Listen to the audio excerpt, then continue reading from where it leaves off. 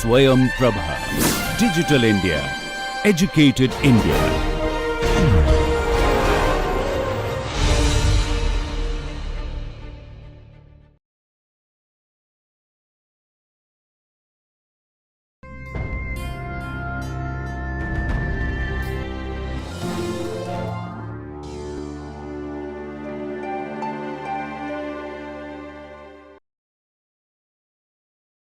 Welcome to class.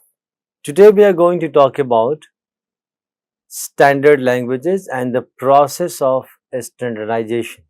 It's a very important topic in social linguistics, and lots of research and scholarly discussions have undergone to develop a consensus on the stages and processes of standardization. When we say the process of standardization, the phrase itself implicitly expresses a deliberate attempt in doing so. Why do we need to standardize a language? Language is a social phenomenon and language is owned by people. Then who does this uh, in quotes standardization process, right? Because even without standardization in quotes, language functions perfectly fine, and it has been used by community for various purposes. It has extended social functions. So what is the need for standardization? Why do we standardize a language? So if you have any extended institutional function, and for in most of the cases this standardization process happens with when you want to declare a particular language as an official language or a national language, or if you extend its function, label it differently, then we need to standardize it, and we do it. This process of standardization is always contentious, debatable, and the supporters and opposition both have been engaged in debates for years and years. But today we'll briefly look at the process of standardization and how and why we do it. If we go by the idea of Vado, I quote, the process by which a language has been codified in some way. That's the process of standardization, standard language.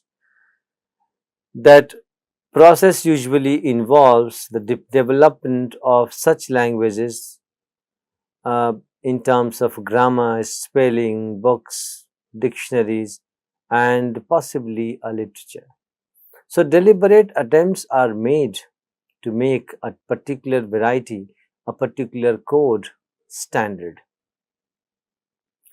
Uh, Holmes 2013 says standard variety is generally one which is written and which has undergone some degree of regulation or of regularization of codification. For example, in terms of grammar and dictionary, it is recognized as prestigious variety of the code by a community.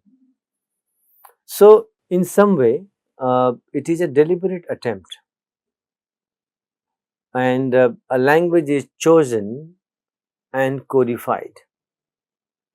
So, it gets an institutional support, it gets extended institutional functions, and suddenly the status of language changes. Holmes underlines the fact that standard language will have a written literature, a written format. But if you look at the languages of the world, majority of them do not have writing system. But because language is primarily oral, and not all languages have a script. Even if a language has a writing system, majority of them do not have scripts. So such activities of making them standard, assigning a script, and writing in a language are all volitional, deliberate attempt in order to assign a high status and you know, institutional support. We do standardization of a language, and the speakers of the language attain a kind of status and elitism. So it's an elite initiative by institutions to give it a prestige value, to give a particular code a prestige value. Now, Wado lists four advantages of standardization, and it says his recommendation says it allows the language to serve as a model for everyone in community to degree upon in order to communicate. So it's almost like, you know, prescriptive in nature. It's not natural, it's prescriptive. So a particular code is being prescribed after codification, and of course it brings uniformity in the use, and it becomes a model for others in the community, and they use it. Second, he says it is common and mutually comprehensible language that unifies the members of a community. So it develops solidarity among the community members, as he says. It can be employed to reflect and symbolize some kind of identity, and can also be used to give prestige to speakers. And fourth, he says, it makes the language is easier to teach in schools. So extended function. So this advantage, the advantages of it is that it develops solidarity among the speakers of the language. It makes the use of language uniform. It produces a lot of referential materials and literature and the grammar, thesaurus and other things as the reference document. And it can be formally taught in the school or at any level. So it can be learned by any other foreign, other speaker of the non-native speaker of the language. These are the advantages that Wado lists about standardization of language. Janet Holmes proposes these four stages. So look at these four stages of language standardization. So the first stage is called selection. The second stage is codification. The third stage is elaboration. And the fourth stage is acceptance. So there are four stages involved in the process of standardization of a language. And all of these four are interrelated, interdependent. They're not independent processes, and they go in that sequence, right? So the first is selection. So if you look at selection, selection and acceptance are steps which involve social and political factors. Now, which suppose let us take a case of India for that matter, which is multilingual in nature, hundreds of languages spoken in this country. There are four major language family and the fifth one a minor language family, minor family. So five language families of five different, groups of languages.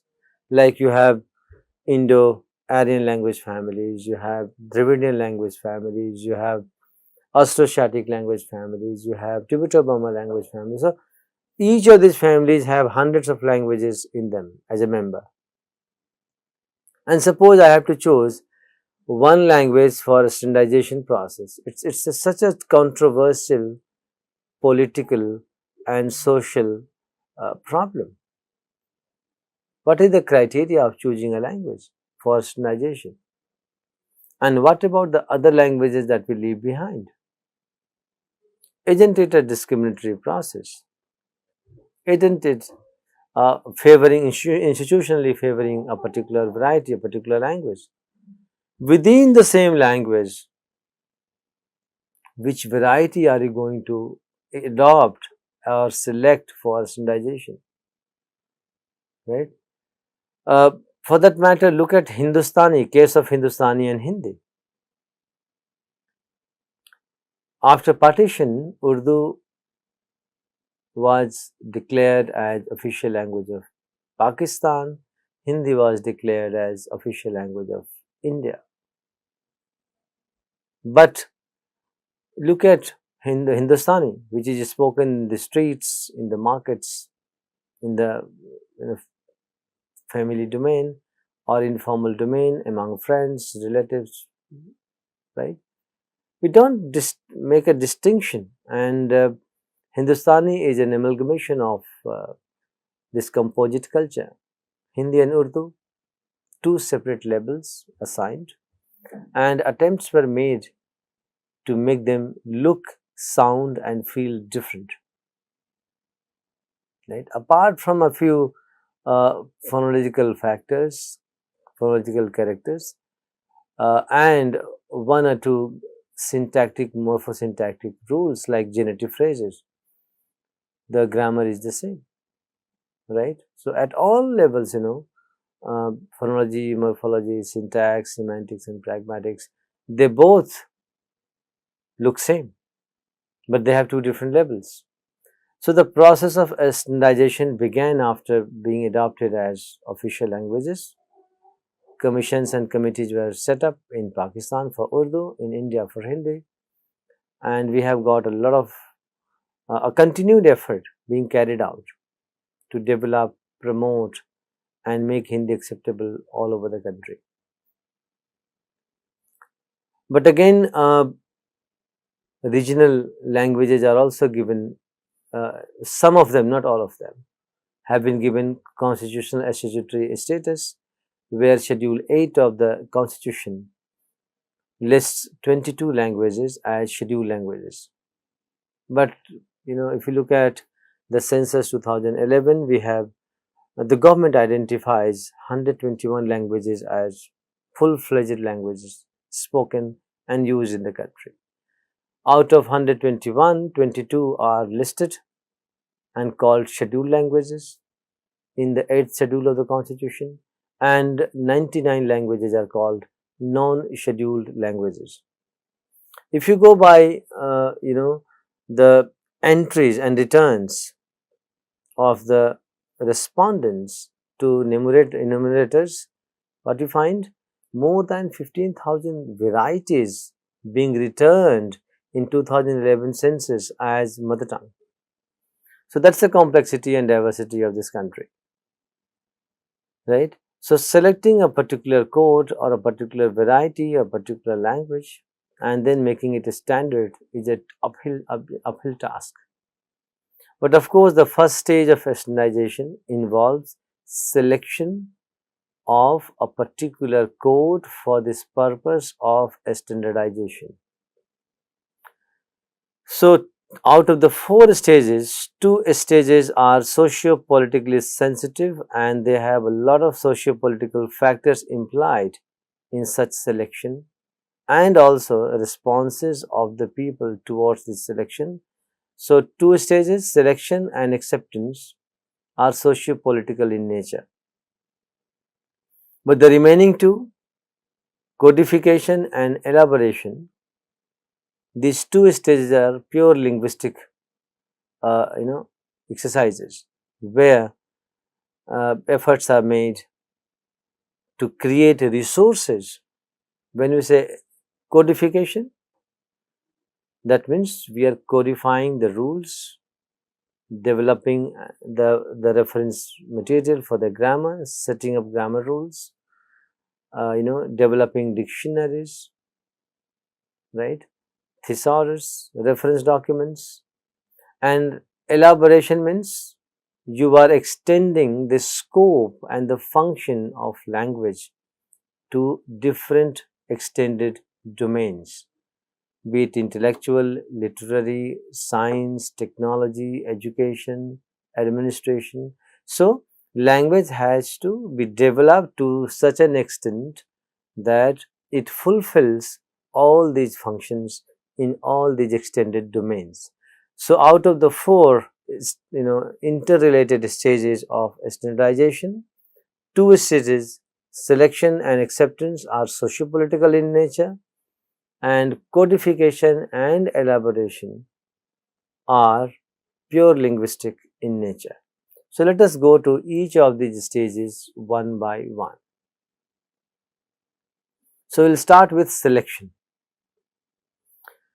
So, standardization represents an attempt to curtail, minimize, if not eliminate, the high degree of variability, Sadler 1983 said. So, what do? We try to minimize the variation. That means we try to make the grammar, use and function of the variety or the code chosen for the purpose little or with no variability. So, we try to fix it, make it uniform, so that we minimize the variation. So, the variation in the language is minimized and it become minimal, right. A variety of code is selected for this purpose, and the chosen dialect may be the one spoken by powerful and elite educated groups and has wider acceptance and spread. But in some cases, look at, for example, cases in African countries, in order to protect their indigenous languages, governments in African countries have adopted, selected, codified, elaborated, and have made efforts to make it accepted by the population as standard variety in order to preserve their culture, their inherited knowledge, and their heritage. So, it is also an attempt to preserve a language where we see the declaration of some indigenous languages as official languages in certain African countries. So, a chosen dialect is usually widely popular, acceptable, and used by a large population, and it enjoys primacy over rest of the languages. So, that's the variety chosen for this purpose. Sometimes it may be for preservation, like some African countries are doing. Sometimes it is for declaring them as official languages, like Pashto and Dari in Afghanistan, Urdu in Pakistan, Hindi in India, and regional languages like Tamil, Telugu, Malayalam, Kannada, Punjabi, Marathi, Bangla at regional levels. Bangla in Bangladesh. You can understand the case of Bangla that led to division of erstwhile East and West Pakistan. Now Bangladesh in 1971 carved out. So, the language was such a bone of contention between these two systems, and Bangladesh had fought a war for their independence in 1971. So, these languages have been chosen and have undergone a huge amount of codification. So, selection is the first stage. Once you select, then we go to the next stage. And what is that next stage? Codification. And what do you mean by that? So, the codification refers to standardizing its structural or linguistic features. And what are these features? In terms of grammar, extended vocabulary, right? An elaborate linguistic exercise, the norms and rules of grammar, use, etc. are formulated and laid down. New dictionaries are created, thesaurus are created, manuals are created, spellers are created, style sheets and texts, and we work on the scripts. So, lots of linguistic exercises we do to codify it. right? So this is pure linguistic exercise carried out by groups of experts, committees, commissions, and language bureaus created by the institutions and governments, right? And they create manuals, and they're codified in such a way that all the official, activities can be carried out.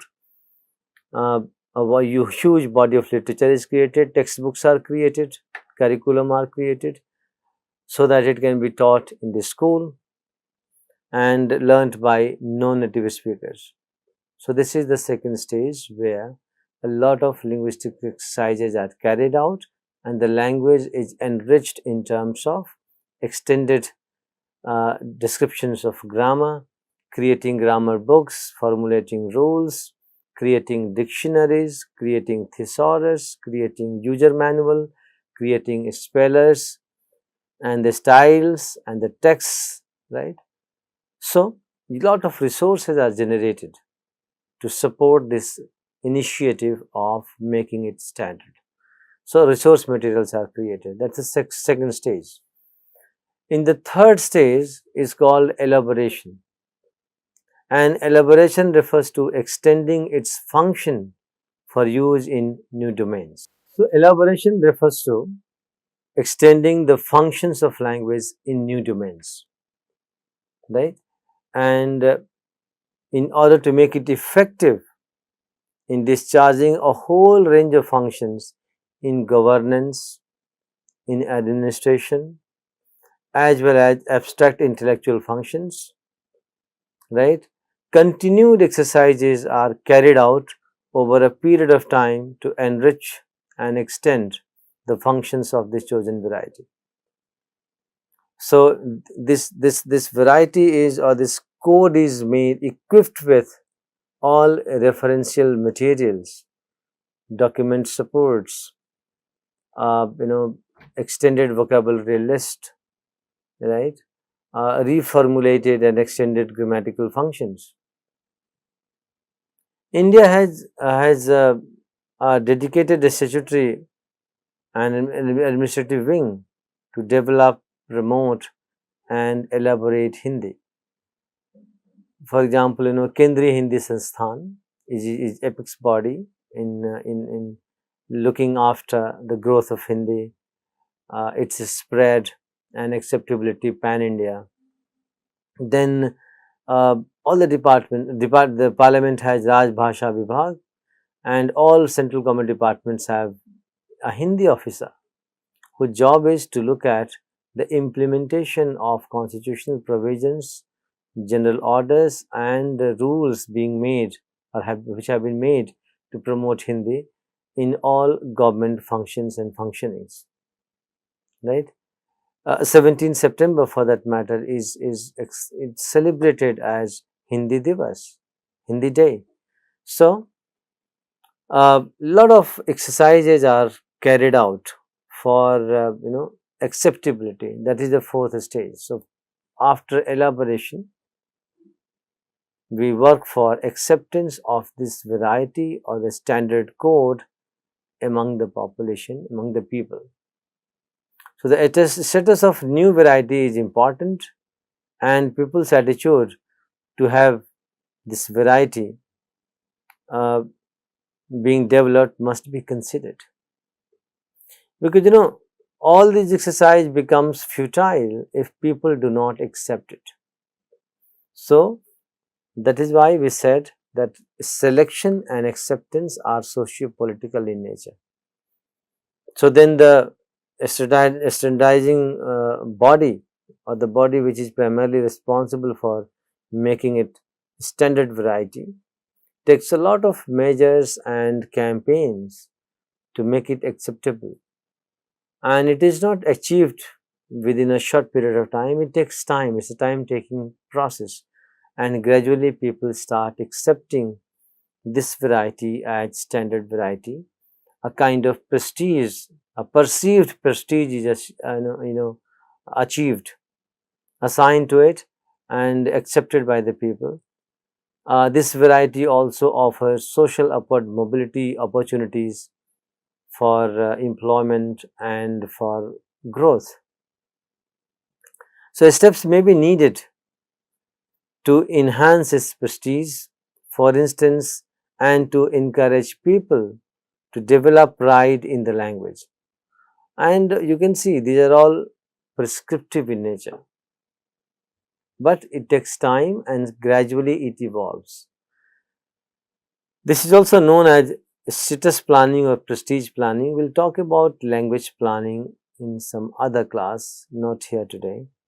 And this is done through the institution, agencies, authorities such as schools, ministries, and the media and cultural establishments. So, it's a whole gamut of effort and a huge range of agencies.